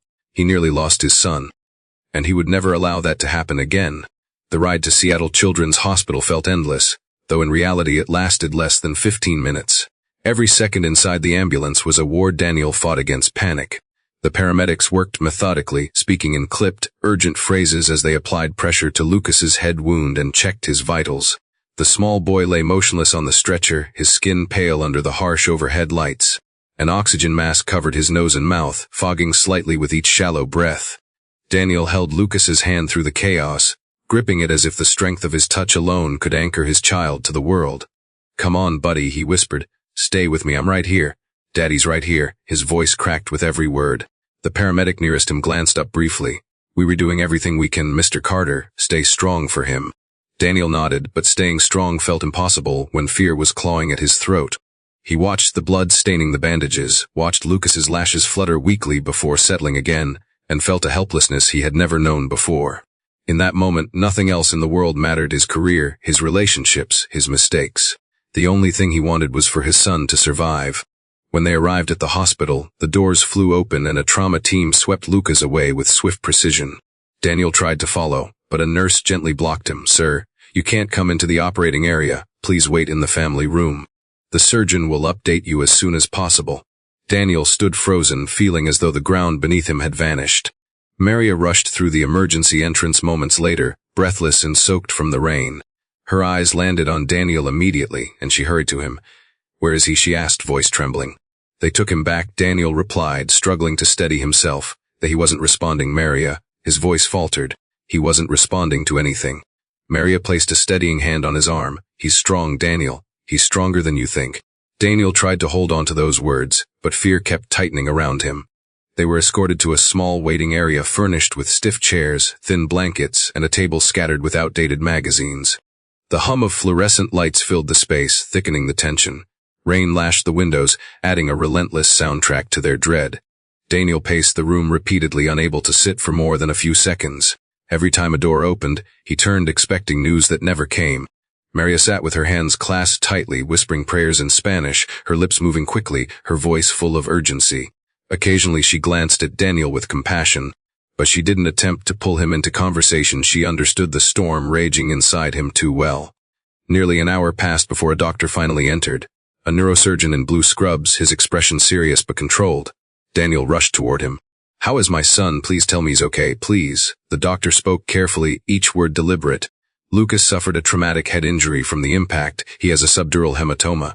We are preparing for emergency surgery to relieve the pressure on his brain." Daniel felt his knees weaken. "He needs brain surgery." "Yes," the surgeon confirmed, "it's critical.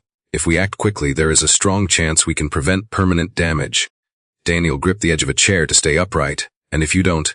The doctor hesitated. "Without surgery, the pressure could cause severe neurological damage or worse." The word worse echoed inside Daniel like an explosion. He nodded urgently. "Do whatever you need to do, please. Just save him." The surgeon placed a reassuring hand on his shoulder before leaving. As the doors closed behind him, Daniel collapsed into a chair, burying his face in his hands. Maria sat next to him, rubbing his back. "He's in good hands," she murmured. "These doctors are the best." Daniel wasn't sure whether she believed her own words or was simply trying to keep him from falling apart entirely. Surgery lasted more than 3 hours. Each minute stretched unbearably, and Daniel felt trapped in a nightmare that refused to end. He replayed every moment leading up to this, the warnings he ignored, the trust he misplaced, the harm he allowed. "This is my fault," he whispered. Maria turned sharply. "No, don't say that. Vanessa is the one who hurt him." But Daniel shook his head. "I should have protected him sooner. I should have listened to you. I let him down." His voice strained with raw guilt. Maria didn't argue. She knew he needed to release the guilt, even if it was misplaced, even if none of it could change the past. When the surgeon finally returned, Daniel stood before he could speak. The doctor exhaled slowly. "Lucas made it through the surgery," he began. Daniel felt a wave of hope wash through him until the doctor continued. "But he's in a coma. His brain needs time to heal. The next 24 to 48 hours are crucial." The word coma hit Daniel harder than any physical blow ever could. His breath caught, his chest constricting painfully. "So he's not waking up?" "Not yet," the doctor said gently. "But children are resilient. His vitals are stable. That's a good sign. He's fighting." Daniel followed the doctor to the ICU, where Lucas lay connected to machines that beeped steadily, tubes and wires trailing across his small frame. His hair was matted around the surgical dressing. His chest rose and fell with mechanical regularity. He looked impossibly small beneath the fluorescent lights. Daniel approached the bed with trembling hands. "Hey, buddy," he whispered, brushing his fingers across Lucas's arm. "I'm here. Daddy's here. You just rest, okay? You get better." "I'm not leaving." Tears streamed down his face, dripping onto Lucas's blanket. "I'm so sorry," he whispered. "I should have protected you. I should have seen what was happening. Please wake up, please." Maria stood at the foot of the bed, clutching tissues, her eyes red from crying. She watched Daniel lean over his son, whispering apologies and promises, grief pouring from him like a flood. She had never seen him this vulnerable, this broken. In that moment she understood how deeply he loved Lucas and how deeply he regretted what he failed to see. The hours that followed passed slowly, each one laden with uncertainty. Nurses checked Lucas's vitals regularly, adjusting medications and monitoring swelling. Daniel never left the room. He sat beside the bed holding Lucas's hand, sometimes speaking softly, sometimes simply watching him breathe. He didn't care how exhausted he was or how long he had been awake. His world had narrowed to the hospital room, to the fragile child fighting for his life. Every so often, Maria brought Daniel water or reminded him to take a breath, but he barely responded. His focus remained fixed on Lucas, on the rhythmic rise and fall of his chest, on the hope that his son would open his eyes again. Late into the night, Daniel whispered another promise to his unconscious child. "When you wake up, everything changes. I will never let anyone hurt you again, not ever." Outside the ICU, the storm continued raging across Seattle. Inside, Daniel prayed that Lucas would keep fighting long enough to return to him. The 5th night in the ICU felt heavier than the ones before it. Daniel had barely slept, maybe an hour here and there, his head resting against the railing of Lucas's hospital bed, but exhaustion never pulled him far from consciousness. Fear kept dragging him back, pushing him to check Lucas's breathing, to watch the monitors, to whisper encouragements he hoped Lucas could somehow hear. Nurses came and went, adjusting medication, checking vitals, making notes on charts. They moved around Daniel's unmoving figure with gentle understanding. Everyone could see the grief wrapped tight around him, the guilt, the love, the fear.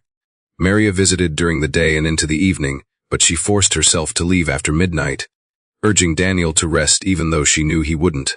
Daniel sat in the dim room, the soft glow from the machines casting lines across his face as he held Lucas's small hand. He kept replaying the night of the attack, the bottle, the blood, the collapse, the terror. He could still hear Maria screaming, still feel Lucas's body go limp in his arms. The memory replayed whether he wanted it to or not, reminding him again and again that his son was lying in a hospital bed because of choices he made. Choices he would spend the rest of his life trying to atone for. "Buddy," Daniel murmured as he stroked Lucas's arm with trembling fingers. "Dad's right here. I'm not going anywhere. You just keep fighting, okay?" His voice cracked, wavering as he leaned forward, resting his forehead against Lucas's arm. "I need you. I can't lose you. Please come back to me." He didn't know how long he stayed like that, whispering broken promises into the space between them. Hours could have passed, maybe only minutes. His sense of time had blurred since Lucas fell. Everything in his life had narrowed to the sound of the heart monitor, the rise and fall of Lucas's chest, and the endless ache of waiting. Then, sometime near dawn, a sound broke through Daniel's haze, a small, strained inhale that wasn't machine-assisted.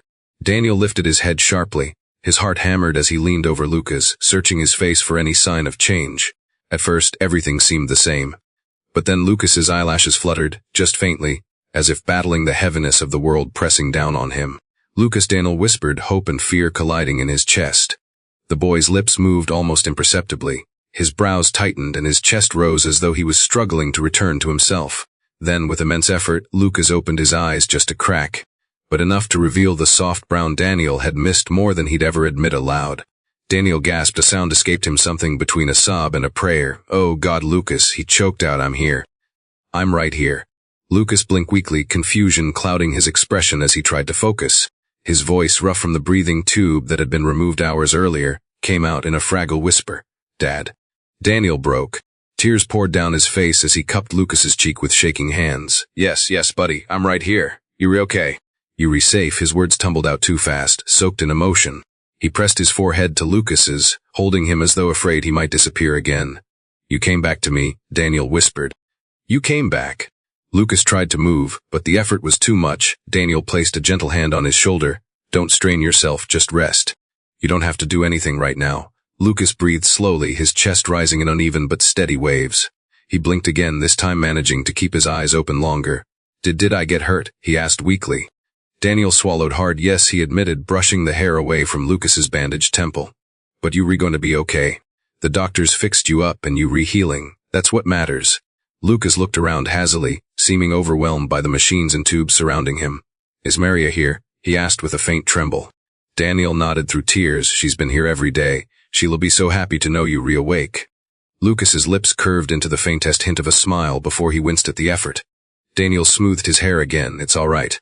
Don't push yourself." A nurse entered just then, gasping softly when she saw Lucas awake. She hurried to get the attending physician, and within moments the room filled with controlled urgency as staff checked Lucas's vitals, responsiveness, vision, and cognitive clarity. Daniel stepped back only when asked, keeping his hand resting on the mattress where Lucas could still feel him nearby. Doctor smiled warmly after completing the exam. "This is a very good sign. He's responsive, oriented, and stable. The next 24 hours will tell us more, but waking up this soon is extremely promising." Daniel exhaled deeply, his whole body shaking with relief. "Thank you," he whispered. "Thank you so much." The doctor nodded before stepping aside to give Daniel space again. When the room cleared, Daniel sat back down and took Lucas's hand gently. "You scared me," he said with a watery laugh. "More than anything ever has." Lucas blinked slowly, studying his father's face. "I'm sorry," he murmured. Daniel shook his head quickly. "Don't you ever apologize for this. None of it was your fault. Not one bit. I should have protected you sooner. I should have seen what she was doing." Lucas closed his eyes a moment, as though thinking, "Is Vanessa gone?" Daniel's expression hardened, but he softened his tone for his son's sake. "Yes, she's gone. She can't come near you ever again." Lucas relaxed slightly at that, though exhaustion still weighed heavily on him. His grip tightened faintly on Daniel's fingers. "I'm tired," he whispered. "It's okay," Daniel replied, brushing his thumb across Lucas's knuckles. "You can sleep. I'll be here when you wake up." Lucas drifted off this time into healing rest, not the terrifying stillness of unconsciousness. Daniel sat back, wiping his face, overwhelmed by everything he'd felt in the past 5 days: relief, grief, gratitude, rage, love. and above all, a new conviction burning inside him. No one would ever harm his son again, not emotionally, not physically, not under the guise of love, not under his roof. He had faced his greatest failure. Now he would commit himself to becoming the father Lucas needed and deserved. When Mary arrived an hour later and Daniel told her Lucas had woken up, she pressed a hand to her mouth, tears rushing to her eyes as she hurried into the room. She stood at the bedside, whispering a prayer of thanks before gently kissing Lucas's forehead. Daniel watched them, overwhelmed by gratitude. She had been the only one who saw the danger clearly, the only one who fought for Lucas without hesitation. Daniel turned toward the window, watching dawn break through the storm clouds. The light spilled across the EQ floor, warm and hopeful. For the first time in a long while, Daniel felt something other than fear. He felt a beginning, a chance to rebuild, to heal, to move forward with his son safe in his arms. Lucas was alive, and Daniel would never let darkness near him again.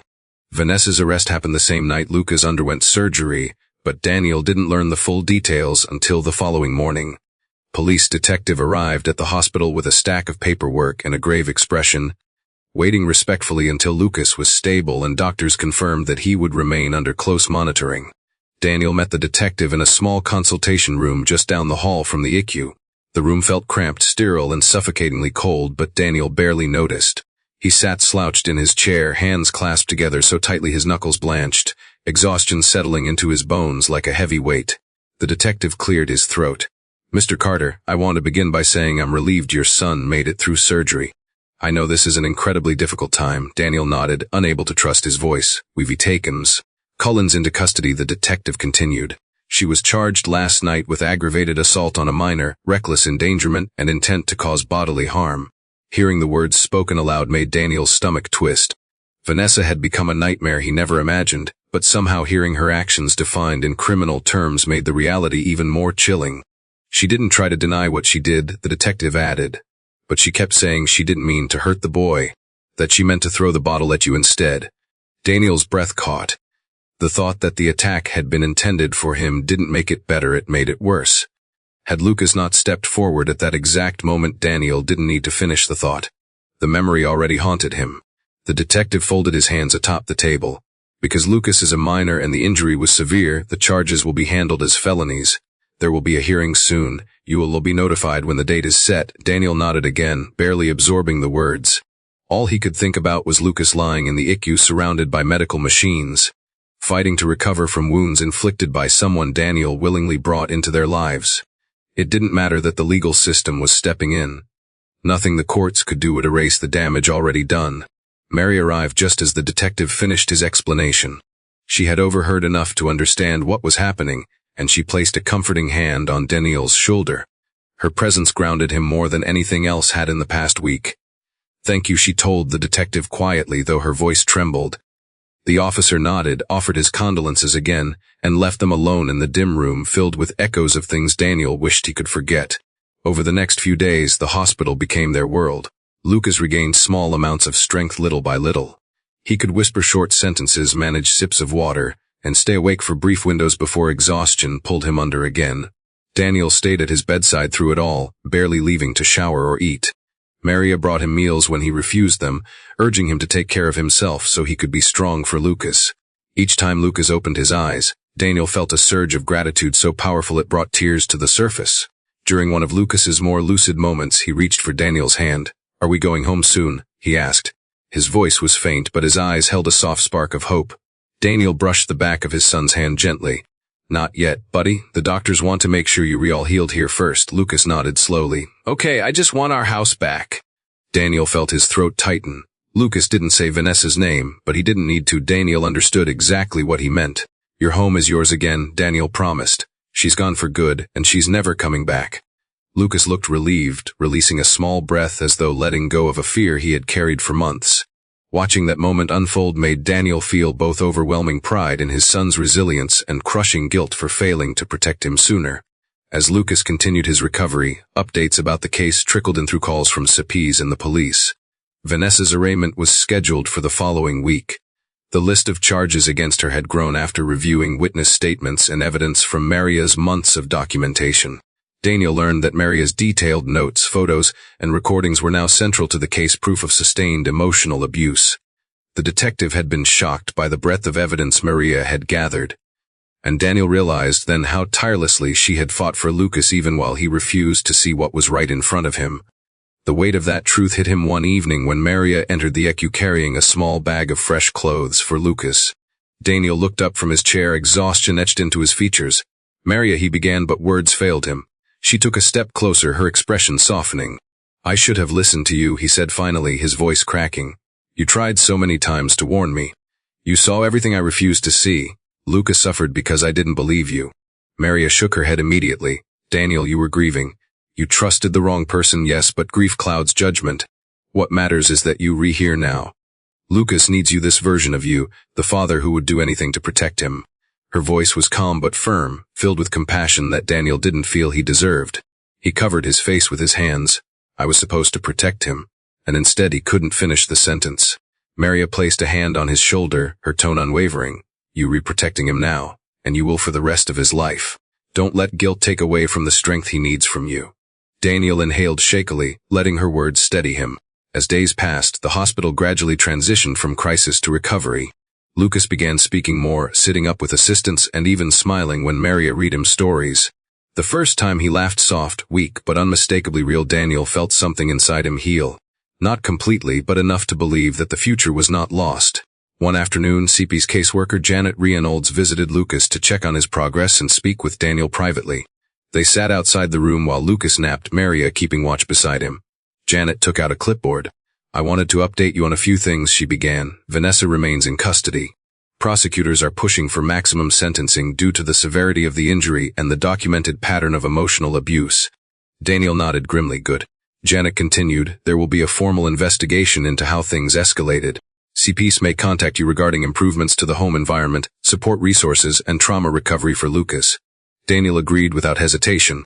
Whatever was required he would do. She paused before adding gently, "Lucas is lucky. Not all cases end with a child saved in time." Daniel looked toward the room where his son slept peacefully. "I won't take that for granted," he said quietly. "Not ever again."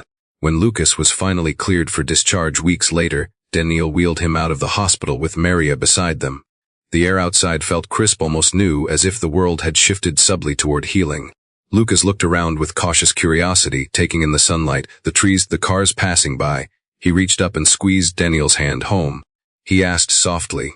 Daniel nodded, tears welling. "Home."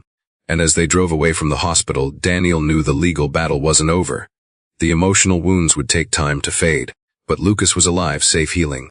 And Vanessa's shadow, once looming over their lives, was finally fading into consequences she could no longer escape. The weeks following Lucas's discharge unfolded with a mixture of relief, exhaustion, and lingering fear. Returning home felt surreal at first, as though they were entering a space both familiar and altered forever. Daniel carried Lucas inside carefully, mindful of his healing head, while Maria opened the door and turned on the lights as if ushering them into a sanctuary.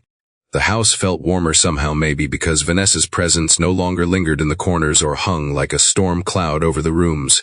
Even Rusty seemed to sense the change. The dog bounded toward Lucas, tail wagging furiously, before slowing down and nuzzling him gently, instinctively aware of the need for tenderness. Lucas settled onto the couch with a blanket over his legs, his eyes darting around cautiously at first, as if making sure Vanessa wasn't lurking anywhere. Daniel knelt beside him, taking his hand. "She's gone. Buddy, she can't come here again. You're safe." Lucas's shoulders eased, the tension he carried finally beginning to melt. Maria brought him warm soup and sat beside him, stroking his hair the way she did when he was small. The simple act brought comfort to all of them. But healing didn't mean forgetting, and the legal fallout pressed forward relentlessly. Daniel attended every meeting with prosecutors, investigators, and CIS officials. He provided statements, handed over evidence, and cooperated with their demands. Each meeting forced him to confront the full extent of what had happened, the emotional abuse he overlooked, the danger he underestimated, the near tragedy that could have ended far differently. With every retelling, guilt gnawed at him, but so did determination. He would face all consequences necessary if it meant protecting Lucas and ensuring Vanessa never harmed another child again. Meanwhile, Maria became an even stronger presence in Lucas's life. She woke him gently each morning, prepared meals rich with nutrients to help him recover, and sat with him during the long hours when Daniel was handling legal matters. Lucas gravitated toward her naturally, finding comfort in her steady kindness. When nightmares woke him at night, memories of the bottle, the scream, the impact, it was usually Maria who calmed him first. sitting on the edge of his bed until he drifted back to sleep. Daniel watched those moments with both gratitude and sorrow. He realized Maria had been more of a guardian to Lucas than he had been during the months Vanessa was in their lives. One evening, after putting Lucas to bed, Daniel asked Maria to join him in the living room. She hesitated at first, unsure of the tone in his voice, but she followed him. He stood near the fireplace, his hands buried in his pockets, struggling to find the right words. "Maria," he began softly, "I owe you more than I can ever express." She frowned gently. "Daniel, you don't." "Yes," he interrupted, his voice firm but weighted. "I do. You were the only one who saw what was happening. You tried again and again to warn me, and I didn't listen. Lucas suffered because I didn't listen. I'll carry that for the rest of my life." His eyes glistened. "You helped save him. You collected evidence, you protected him, you gave him comfort when I didn't even see he needed it. Maria, I'm so sorry." Tears welled in her eyes, though she tried to blink them back. She stepped closer and placed a hand on his arm. "You were grieving," she said softly. "You trusted someone who knew how to manipulate that trust. What matters is that you see the truth now, and Lucas knows you love him. That's what he holds on to." Daniel inhaled shakily. "If you were willing, I want you to stay with us permanently. Not just as a housekeeper." He paused. "As a someone who helps raise Lucas. He already sees you that way, and I do too." Maria covered her mouth, overwhelmed. "Daniel, yes. Of course I care for him as if he were my own." Her voice trembled. "I always have." It was the first genuine moment of hope Daniel allowed himself in months. Meanwhile, Vanessa's trial moved forward swiftly, propelled by the severity of her actions and the mountain of evidence gathered by Maria, the school, and CPs. The courtroom sessions were grueling, filled with testimonies, video recordings, and expert witnesses explaining the psychological harm she inflicted on Lucas. Daniel attended every hearing, sometimes accompanied by Maria, though Lucas was never present. The boy was kept far from the proceedings to shield him from trauma. Vanessa entered the courtroom each day looking progressively more disheveled. Gone was the polished woman with flawless hair and designer clothes. What remained was someone brittle, frantic, and increasingly detached from reality. She alternated between crying uncontrollably and lashing out at officials, insisting she was misunderstood, claiming she had only wanted what was best for Lucas. But her words held no power anymore. The jury saw through her, so did the judge. When the verdict was delivered guilty on all counts, Daniel exhaled a breath he had held for months. Vanessa was sentenced to 10 years in state prison with mandatory psychological evaluation and no possibility of contact with Lucas ever again. As she was led away in handcuffs, she glared at Daniel with venomous hatred, muttering something he couldn't hear, but her words no longer mattered. Her reign over their lives was finished. When Daniel returned home after the sentencing, Lucas ran to him, careful not to move too fast because of his healing head, and hugged him tightly. "Did it go okay?" he asked nervously. Daniel lifted him gently and kissed the top of his head. It went exactly how it needed to. "You were safe now, forever." Life slowly rebuilt itself after that. Lucas began trauma counseling, guided by gentle therapists who helped him express fears he had buried for months. He relearned confidence in small steps, answering questions in class again, playing with classmates, laughing without flinching afterward as though waiting for punishment. Daniel watched proudly as Lucas rediscovered his childhood piece by piece. He also started therapy himself, determined to confront the guilt that still clung to him and to become the father Lucas needed. Maria continued living with them, her role shifting from housekeeper to guardian, mentor, and emotional anchor. She cooked meals filled with warmth, left encouraging notes in Lucas's lunchbox, and helped him rebuild trust in the world. Daniel, deeply grateful, ensured she felt respected, valued, and woven into the family fabric rather than remaining in the shadows as she once did. Months later, on a cool spring morning, Lucas ran outside to play with Rusty. His laughter, free, bright, and full of life, echoed across the yard, bringing tears to Daniel's eyes. He stood beside Mary on the porch, watching the boy who had once trembled at every footstep now chase a dog with carefree joy. "He's coming back to himself," Daniel whispered. Maria smiled warmly. "You both are." Daniel draped an arm around her shoulders, gratitude filling his chest. "We're a family," he said quietly, "a real one this time." They watched Lucas sprint across the grass, the sunlight catching his hair, the wind brushing across his face. He stumbled, laughed, and got back up again. He was healing. They all were. And for the first time in a long time, Daniel felt something he feared he might never feel again. Hope. The story of Daniel, Lucas, Maria, and Vanessa carries a powerful lesson about the responsibility adults hold toward the vulnerable, and the devastation that grows when truth is ignored. At its core, the narrative teaches that danger does not always announce itself through force or visible harm. Sometimes it arrives with a smile, dressed in charm, discipline, or helpful intentions. Vanessa's cruelty wasn't obvious at first. It came wrapped in sophistication and sweetness. She manipulated through subtle actions, through psychological pressure rather than physical strikes, and because of that, her harm was easier to overlook. The story reminds us that appearances can be deceptive and that emotional abuse, though invisible, can wound just as deeply, sometimes deeper than anything that leaves a bruise. It warns us that true danger often hides in the familiar, in the people we trust, and in the shadows of our own denial. Another profound lesson lies in Daniel's arc: how grief can blind even the most loving parent. Daniel did not fail because he was careless or uncaring. He failed because he wanted so badly to believe he had found stability again that he shut out the very signs he needed to see. His longing to rebuild his life made him susceptible to Vanessa's manipulation. Many people underestimate how grief reshapes judgment, making them seek comfort even in unhealthy places. Daniel's mistake teaches that healing cannot come from forcing a new beginning before the wounds of the past have properly closed. It also emphasizes the importance of listening to children, whose words are often dismissed because they lack the vocabulary to explain their suffering clearly. Lucas was speaking in his own way through fear, withdrawal, and hesitation, but his signs went unnoticed until the damage became unbearable. The lesson is clear: children rarely invent deep emotional distress. When they show fear or discomfort, adults must listen with both their ears and their hearts. Maria's unwavering support brings forth a lesson in courage and moral duty. She is a testament to how one compassionate adult can tip the balance between harm and safety. She had no legal obligation to document Vanessa's behavior or confront Daniel repeatedly. She did it because her conscience would not allow her to do otherwise. Her vigilance, patience, and persistence became the shield Lucas desperately needed. From Maria, the story teaches that doing the right thing often means doing the uncomfortable thing, speaking up when your voice shakes, standing firm when others dismiss you, fighting for a child who cannot yet fight for themselves. Her quiet bravery illustrates that true guardianship is not defined by blood but by action, empathy, and unwavering loyalty. Lucas's journey is a lesson in resilience, but also a reminder of how fragile children can be under the weight of emotional manipulation. He internalized blame for circumstances outside his control. He tried to make himself smaller to appease someone who could never be pleased. His breakdown in school shows that children will eventually reach a breaking point when their emotional needs go unmet. Yet his courage in speaking up, even when afraid, teaches that telling the truth is the first step to freedom. Even a frightened whisper can change everything. Lucas's healing represents the possibility of recovery when a child is finally surrounded by support, love, and safety. The story reminds us that trauma can be overcome when the people around a child choose to act rather than look away. Vanessa's downfall offers one more essential lesson: unchecked obsession, entitlement, and emotional instability can escalate to catastrophic levels if not confronted early. Her descent into violence did not begin with the bottle she threw. It began with small acts of control, subtle criticisms, and an insidious belief that she had the right to shape Lucas through cruelty. Her story is a warning about the dangers of narcissism disguised as responsibility, and how quickly emotional manipulation can escalate to physical harm when boundaries are not set or enforced.